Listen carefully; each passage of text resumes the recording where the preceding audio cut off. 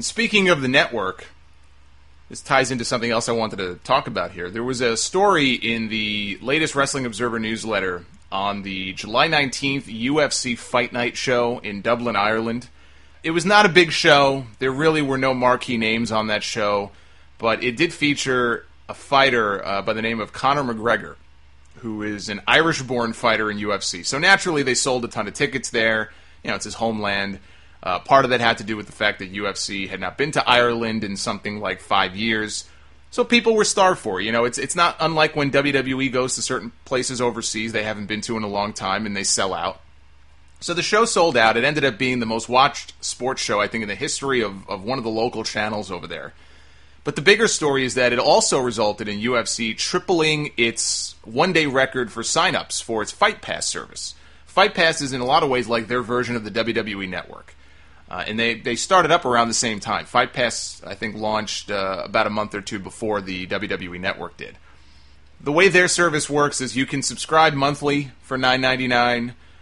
You can do $8.99 a month with a 6-month commitment, or you can subscribe annually for $7.99 a month. That's the pricing structure. I think they have almost their entire tape library up on Fight Pass. If it isn't every single show, it's pretty close to it. They air live fight specials. But not their pay-per-views, because unlike WWE, UFC's pay-per-view business is still its core source of revenue. Okay, they're still making money off their pay-per-views. And to move their pay-per-views to Fight Pass right now, at this moment, would be suicidal. WWE would not have moved their pay-per-views if they were still doing so well. Okay, there's a reason why they did that. The key difference to stress is that WWE is building everything around their network. They need that thing to succeed. They've spent a lot of money on it. They're cutting costs now because of it. They're firing people. They're letting people go. And there's a lot of shit going on right now that all ties into the startup costs that are associated with the network and possibly the lack of subscriptions. I mean, there's a ton of people who have subscribed to the network, but I don't think the number is up to snuff with what they were hoping for. So everything is revolving around that network. They're cannibalizing their pay-per-view business because of it. UFC did not launch Fight Pass to become the core source of revenue for the company. They launched it almost like a little side project to make some extra money off it and to air shows that otherwise would not air on TV. So they projected 100,000 subscribers by year's end and 1 million within a few years. Those were the UFC projections. WWE projected 1 million by year's end, so there's a big difference there. Obviously. UFC claims they already blew past that 100,000 figure in the first 2 months of the service. Now, they're a private company, so we don't know exactly what that means because they don't release subscriber numbers, but Fight Pass seems to be doing very well. So why do I bring all of this up? First of all, WWE could learn a thing or two from what UFC is doing. Last month they announced they would be airing, this is UFC, they announced that they would be airing live Invicta events on Fight Pass. Invicta is a women's MMA promotion. It's separate from UFC. They also now have the rights, UFC does, to the entire Invicta library to air those fights on Fight Pass. That's pretty cool. Now, Invicta is not, Bellator. It's not UFC's primary competition. I don't think UFC would be doing business with Bellator, but, they didn't have a reason to feel threatened by Invicta, okay, but they knew it would help bring in some new subscribers to feature live content other than UFC on the service. WWE could do the same thing if it wanted to with a promotion like Ring of Honor or New Japan Pro Wrestling. I mean, I know that sounds completely ludicrous, but tell me, why is it so ridiculous? ROH and New Japan, they're losing their iPay-per-view through Ustream in a few months. Ustream is stopping iPay-per-views or getting out of the iPay-per-view business, which means ROH better hope that first pay-per-view they did last month did well enough to warrant another. Otherwise, all they have left is iPay-per-view, and before they came to Ustream, if you remember, UFC, or ROH I should say, had nothing but problems streaming on their own to the point where it was embarrassing. The company was an embarrassment when it came to iPay-per-views. The streams would fail. I mean, everything that could go wrong did go wrong. And nobody could figure out why, because you had independent promotions smaller than ROH, who do iPay-per-views and never have any issues. So finally, they hook up with Ustream, if you remember, for those joint shows with New Japan in May, and by all accounts, things went off pretty much without a hitch. So it looked like, okay, finally they've turned a corner. Now they find out Ustream is getting out of the iPay-per-view business, so that sucks. That sucks for ROH. New Japan, okay, they don't need iPay-per-view in the U.S. They do just fine with those shows in Japan, but they've really built a hardcore base of fans in this country who now are not going to be able to access those shows, you know. And right now, as I speak, I think for another week, they're in the middle, New Japan is, of the G1 Climax, which is their big tournament every single year. They have different blocks. It's like a round-robin kind of thing. It's a big deal. And it usually ends up with some of the best wrestling shows of the year. I was kind of on the fence about whether or not I was going to buy it. I ended up not buying it because it would have cost like $150 or something like that. I just didn't want to spend the money. But I'm kind of regretting it in a way because I'm reading reports from some of the G1 shows, and these shows sound amazing. And in fact, there's a match on YouTube. I linked to it on my Twitter from one night of the tournament, I think a few days ago. It was a match between AJ Styles and Kazuchika Okada.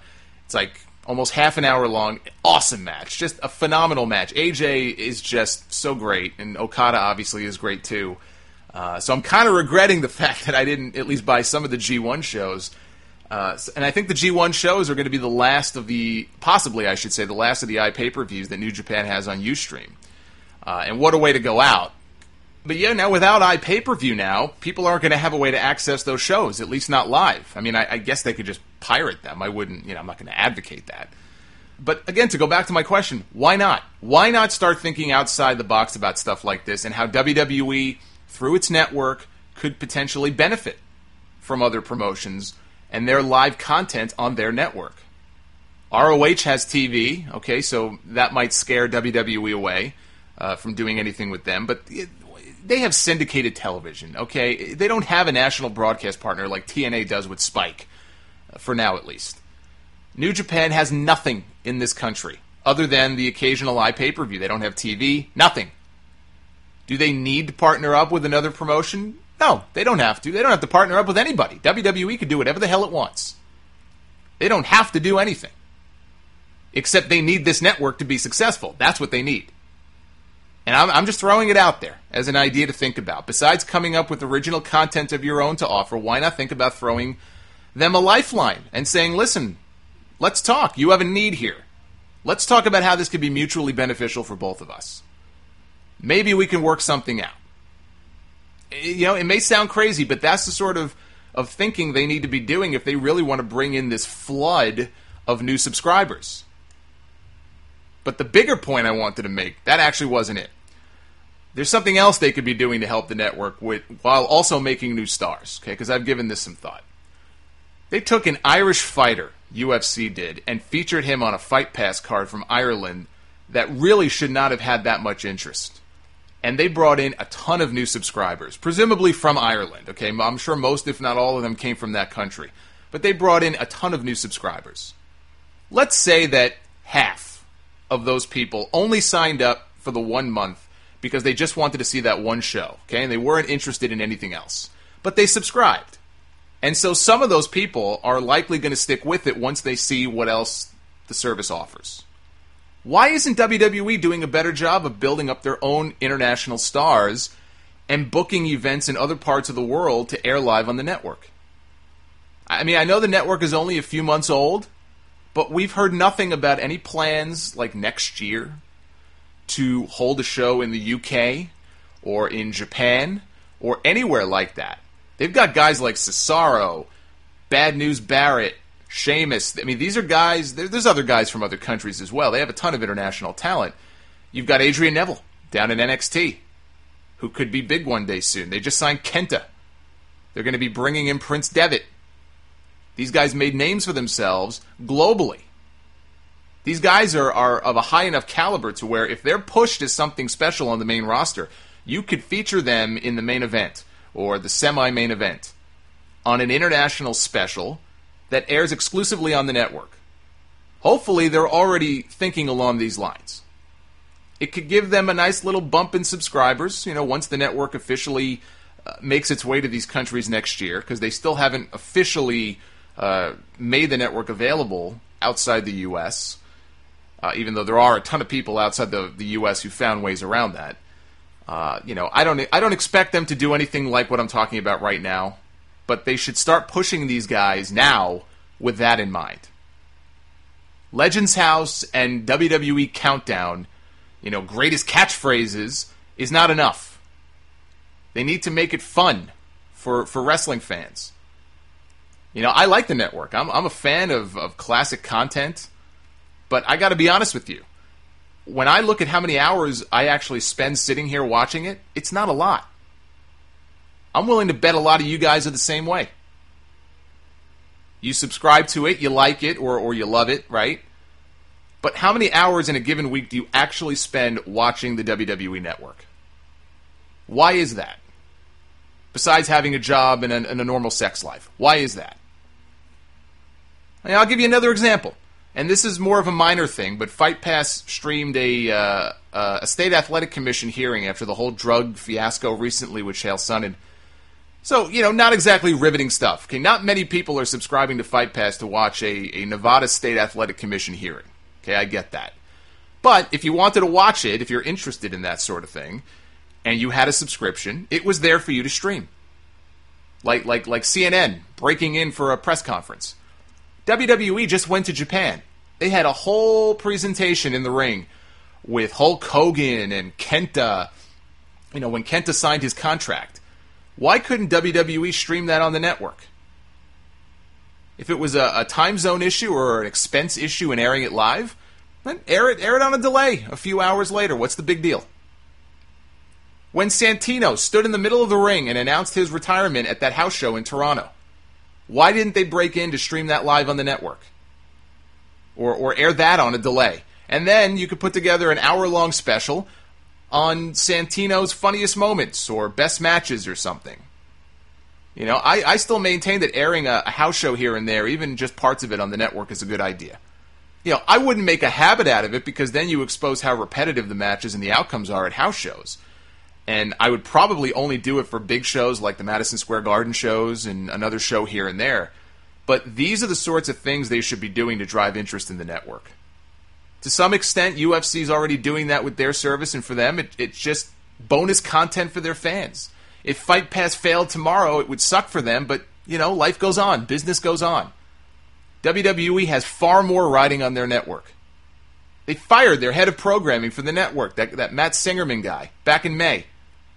Still haven't replaced him, and it's almost August. I don't know what their long-term battle plan is or if they even have one, but now's the time to start doing some of this stuff because Royal Rumble is still many months away. And you need to give people a reason to want to subscribe right now, not just when WrestleMania season rolls around. And we're going to find out the latest subscriber number on Thursday. They're going to have their next conference call. And that is going to be very interesting to pay attention to what that number is and how the stock does. So Thursday is either going to be a good day for WWE or a really bad day for WWE.